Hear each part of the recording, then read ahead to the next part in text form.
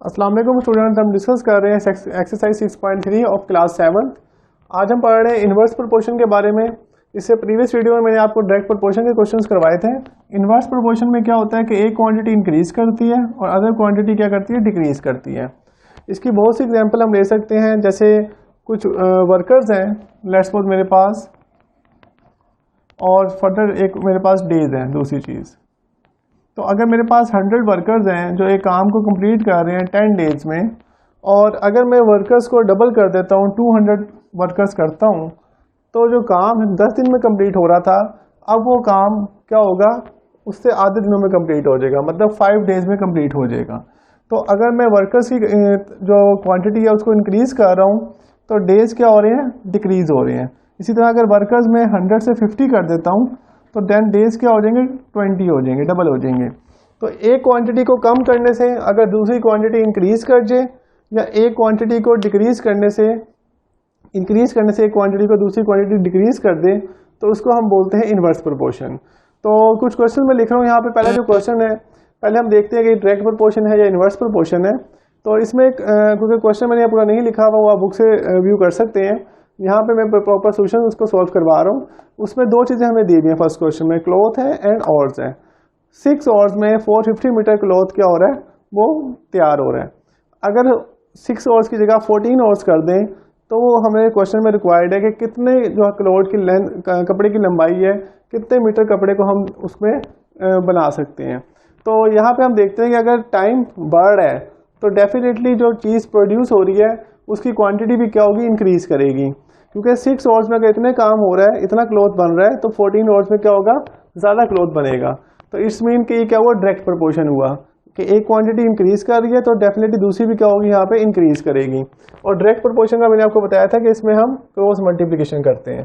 तो x multiply 6 then 450 multiply 14, तो मेरे पास 6 इधर आके डिवाइड हो जाएगा। 450 मल्टीप्लाई 14 ओवर 6, कटिंग हम इसकी कर सकते हैं 2 पे, तो 7 और 3, देन 3 की इस पे कर सकते हैं 15 और 0, तो 150 मल्टीप्लाई 7, तो ये मेरे पास आ जाएगा 105 और 0 एलिटीज आ जाएगा, तो ये आ जाएगा मीटर में। तो ये वो हमारे पास प्रोडक्शन होगी जो 14 आवर्स में हम फाइंड करेंगे। देन नेक्स्ट क्वेश्चन है हाउ मेनी मैन। अब इसमें एक आपके पास 40 मैन है, जो एक रोड है या जो भी क्वेश्चन में डिमांड की गई है वो 7 मंथ्स में कंस्ट्रक्ट कर रहे हैं। अब क्वेश्चन की जो स्टेटमेंट है वो ये है कि अगर टाइम 9 मंथ्स हम कर देते हैं, तो कितने आदमी उस चीज़ को कंप्लीट करेंगे, ये तो हमारे पास आ जाएगा इस क्वेश्चन को सॉल्व करके। लेकिन जो बुक में क्वेश्चन आपको रिक्वायर्ड है उसमें यह है कि how many man should remove, कितने आदमी उस काम को छोड़ के चले जाएंगे। वो हम कैसे फाइंड करेंगे, जब हम इसका आंसर फाइंड कर लेंगे तो हमें आइडिया हो जाएगा कि 9 मंथ्स में कितने लोग वो काम कंप्लीट कर रहे हैं। लेट्स सपोज अगर 7 मंथ्स में इतने लोग काम कंप्लीट कर रहे थे, तो 9 मंथ्स में क्योंकि काम डिले हो गया है, इसका मतलब है कि कुछ जो मजदूर हैं वो चले गए हैं काम छोड़ के, तो 540 से कम लोग काम कंप्लीट करेंगे। तो जो हमारा आंसर आएगा वो चीज़ आएगी जितने लोग काम कंप्लीट कर रहे हैं, तो उसको हम टोटल में से माइनस कर देंगे, तो हमें आइडिया हो जाएगा कितने आदमी काम छोड़ के चले गए हैं। तो आप ये पहले देखते हैं कि डायरेक्ट है या इन्वर्स है। तो आप देखें मैन है और मंथ्स है, मतलब टाइम है और क्या है, वर्क, आदमियों की बात हो रही है। तो मैन और जो होता है टाइम, ये हमेशा इन्वर्स होता है, ये कभी भी डायरेक्ट हो ही नहीं सकता। देखें, क्योंकि अगर 7 मंथ्स में इतने लोग काम कंप्लीट कर रहे थे, तो जब 9 मंथ्स हुए, इसका मतलब है कि 2 मंथ एक्स्ट्रा लग रहे हैं। तो अगर मैन इंक्रीज होंगे तो फिर तो काम जल्दी कंप्लीट होना चाहिए था, लेकिन क्योंकि काम लेट हुआ है, 2 मंथ्स एक्स्ट्रा लग गए हैं, इसका मतलब है कि अब लेबर क्या हो गया, कम हो गया है। जो पहले 540 मैन थे अब वो कम हो गए हैं। तो जब इन्वर्स प्रोपोर्शन हो जाता है, तो मैंने आपको बताया था कि इसको इसी से मल्टीप्लाई करेंगे और इसको इससे मल्टीप्लाई करते हैं। डायरेक्ट में हम क्रॉस मल्टीप्लिकेशन करते हैं, इन्वर्स में सेम नंबर्स की, यानी कि एक साइड वाले की सेपरेट मल्टीप्लिकेशन, दूसरे वाले की सेपरेट। तो x मल्टीप्लाई 9, तो 540 मल्टीप्लाई 7, 9 यहाँ के डिवाइड हो जाएगा, कटिंग इसकी करेंगे तो ये आ जाएगा 60, और 60 को जब 7 से मल्टीप्लाई करेंगे तो 420। इतने लोग हैं जो 9 मंथ्स में काम कंप्लीट कर रहे हैं।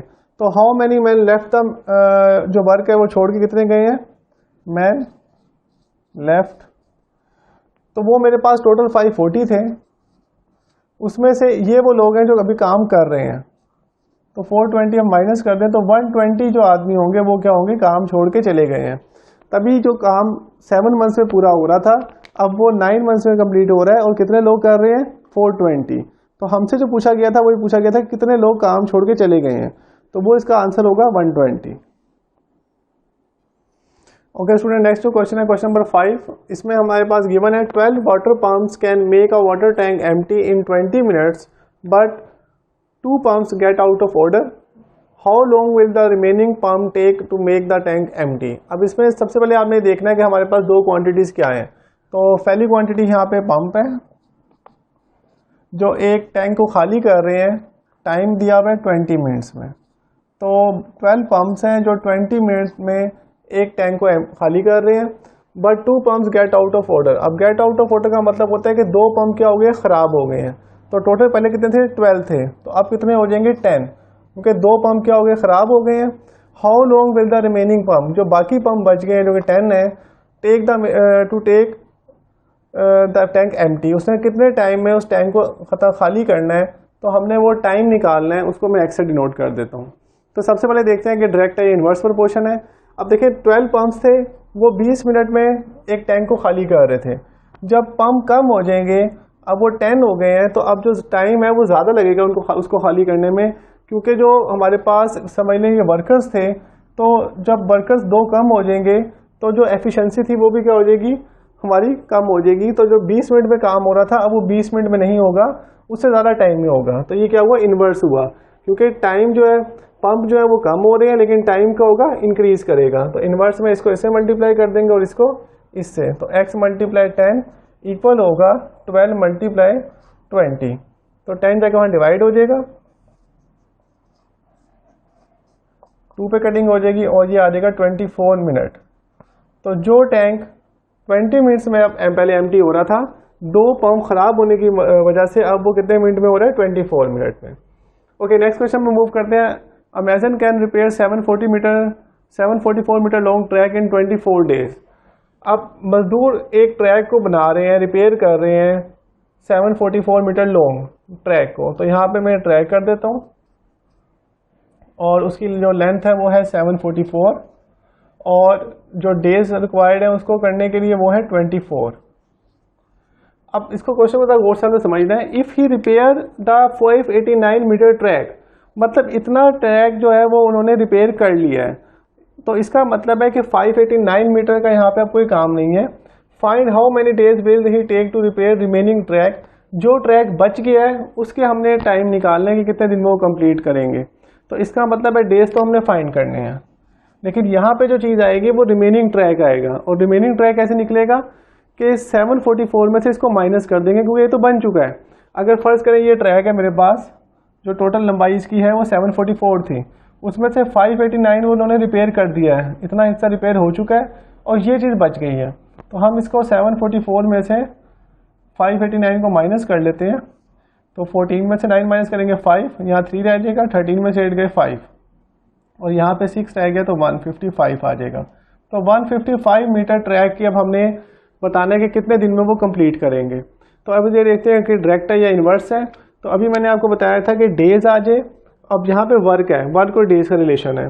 तो देखें 744 मीटर ट्रैक 24 डेज में क्या हो रहा था, रिपेयर हो रहा था। अब ट्रैक की लेंथ क्या हो गई है, कम हो गई है, 155 हो गई है।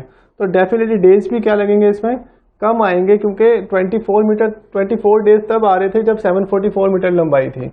अब क्योंकि वर्क कम हो गया, काम कम हो गया, तो डेज भी कम हो जाएंगे। तो ये क्या हुआ, डायरेक्ट हो गया, क्योंकि ये चीज़ क्या हो रही है, कम हो रही है, तो डेज भी कम होंगे। तो डायरेक्ट में हम क्या करते हैं, क्रॉस मल्टीप्लिकेशन। तो मेरे पास आ जाएगा x मल्टीप्लाई 744 और मेरे पास इन दोनों को मल्टीप्लाई करेंगे 155 मल्टीप्लाई 24। तो ये जाकर क्या हो जाएगा, डिवाइड हो जाएगा। 155 मल्टीप्लाई 24 ओवर 744। अब कटिंग कर लेते हैं 2 के टेबल पे, ये 12 पे कटिंग हो जाएगी, इसकी कटिंग हम करेंगे 37 और 2, देन अगेन 2 पे कटिंग हो रही है 6 और इसकी हम कटिंग करेंगे 2 1 जा 2 7 फिर 8 और फिर 186।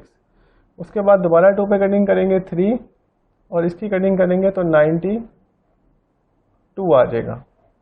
अब आपके पास 92 और 155 की कटिंग हम देखते हैं किसी सेम टेबल पे हो रही है, पॉसिबल है तो इसको देखेंगे। अब 155 आ गया है और 3 आ गया है, तो इसकी कटिंग करने के लिए अब हम देखते हैं कि हमने किस टेबल पे कटिंग करनी है। ओके स्टूडेंट्स, तो यहाँ पे 92 नहीं आएगा हमारे पास। जब हम 3 पे कटिंग कर इसके 2 पे कटिंग कर रहे हैं तो ये आ जाएगा मेरे पास 93।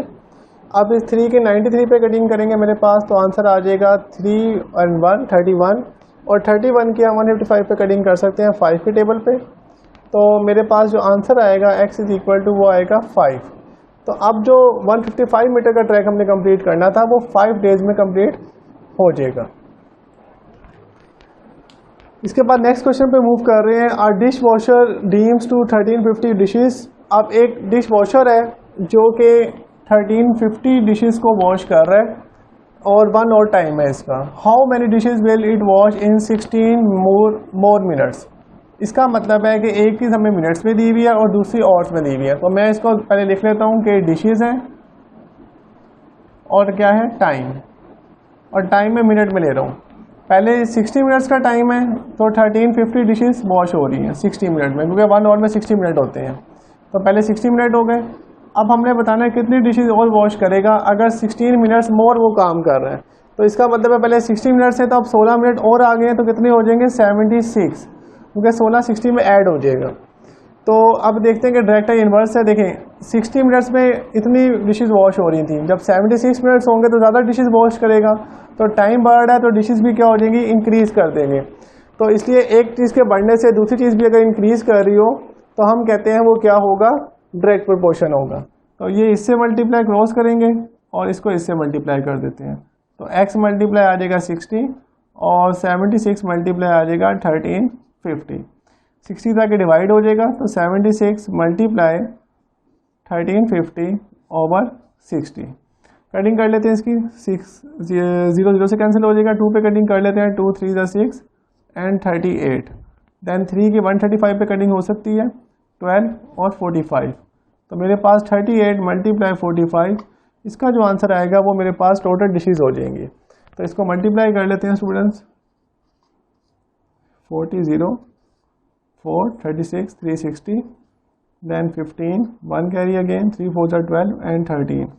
तो यहाँ से आ जाएगा 11, 1 कैरी आ जाएगा, तो ये आ जाएगा 7 17 10। तो 1710 डिशेज होंगी जो वो 76 मिनट्स में वॉश करेगा। तो बाकी जो इसके क्वेश्चन है वो आप होपफुली खुद सॉल्व कर सकते हैं। Thank you so much.